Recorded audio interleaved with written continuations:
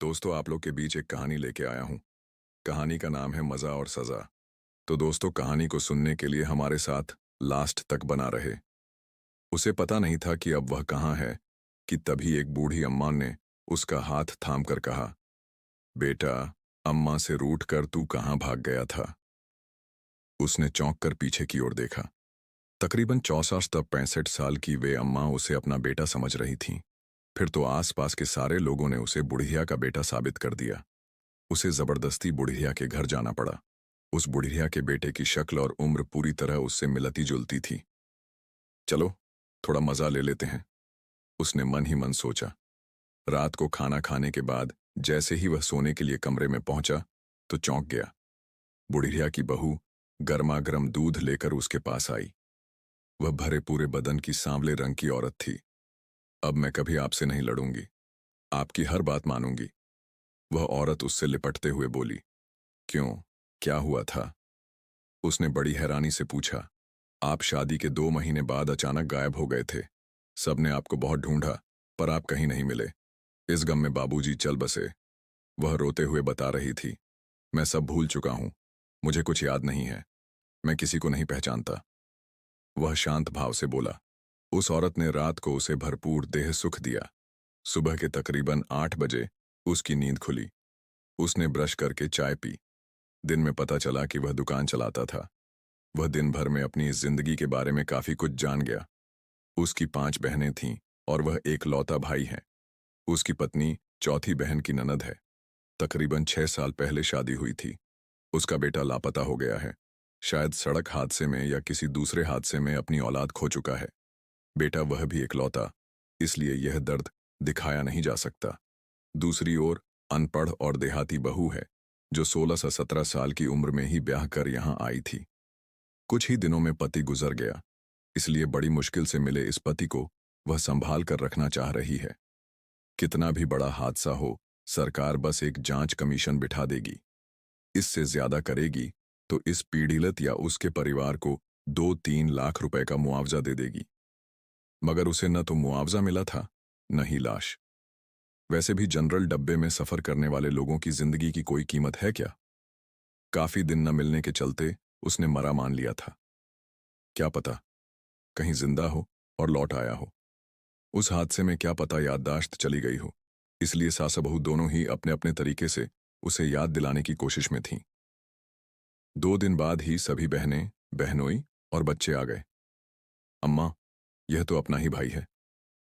चौथी बहन उसे ढंग से देखते हुए उसके हाथ पैरों को छूकर बोली, क्या मैं अपने साले को नहीं पहचानता? पक्का वही है, मुझे तो शक की कोई गुंजाइश ही नहीं दिखती है। बालकिशन, मैं तेरा तीसरे नंबर का जीजा हूं, साथ ही तेरी पत्नी का बड़ा भाई भी। जीजा उसके कंधे पर हाथ रखते हुए बोल उठा। जी, कहकर वह चुप हो गया। बस वह सबको बड़े ही ध्यान से देख रहा था, मानो उन्हें पहचानने की कोशिश कर रहा हो। अरे अम्मा, यह हादसे में अपनी याददाश्त बिल्कुल ही खो बैठा है, बाद में इसे सब याद आ जाएगा। इतना कहकर उसकी बहन उसका हाथ सहलाने लगी। वह इंदौर में अकेला रहता था, वहीं रहकर छोटा मोटा काम करता था, जबकि यहाँ उसे पत्नी, भरा पूरा परिवार मिल रहा था। वह बालकिशन का हूबहू था। पास पड़ोस वालों के साथ साथ सारे नाते रिश्तेदार उसे बालकिशन बता रहे थे और याददाश्त खोया हुआ भी। पत्नी एकदम साए की तरह उसके साथ रहती, ताकि वह दोबारा न भाग जाए। एक दिन दोपहर का खाना खाने के तकरीबन 1.5 घंटे बाद वह अपना काम समझने की कोशिश कर रहा था। यहाँ उसकी पान की दुकान थी। कोई रजिस्टर या कागज, पता चला कि सभी अंगूठा छाप थे। बस वही 10वीं फेल था। अब कैसे बताए कि वह बीटेक है, लेकिन छोटा मोटा चोर है। मोटरसाइकिल पर मास्क लगाकर जाना, औरतों के जेवर उड़ाना और घरों में चोरी करना उसका पेशा है। मगर इस परिवार में सभी सीधे साधे हैं। उसकी तीसरे नंबर की बहन ने पूरे 5 तोले का सोने का हार पहना हुआ था। गोरा रंग, दोहरा बदन, भारी भरकम शरीर पर वह हार जंच रहा था। जब वह गौर से उस हार को देखने लगा तो झट से बहनोई बोला, क्यों साले साहब, पसंद है तो रख लो इस हार को।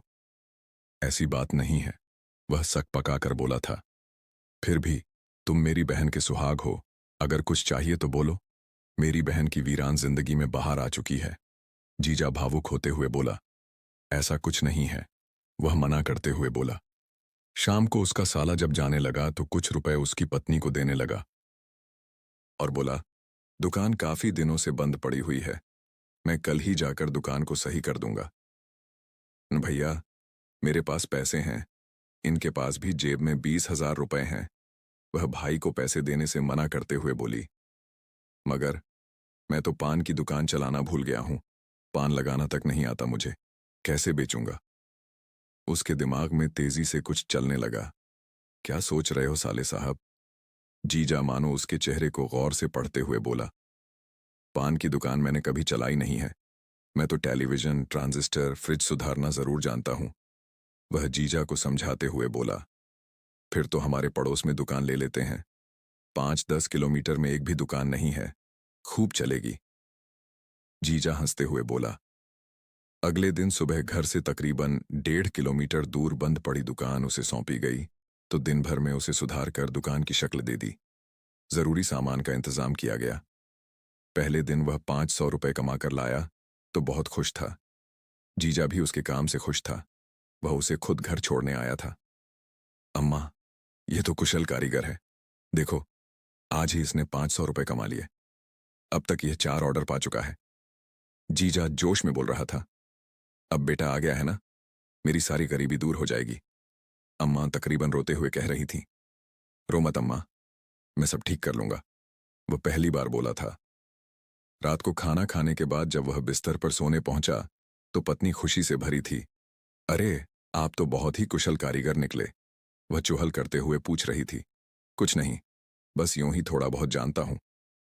सोते समय वह सोचने लगा, अब तक मैं चोरू चक्का था, गंदे काम से पैसे कमाने वाला।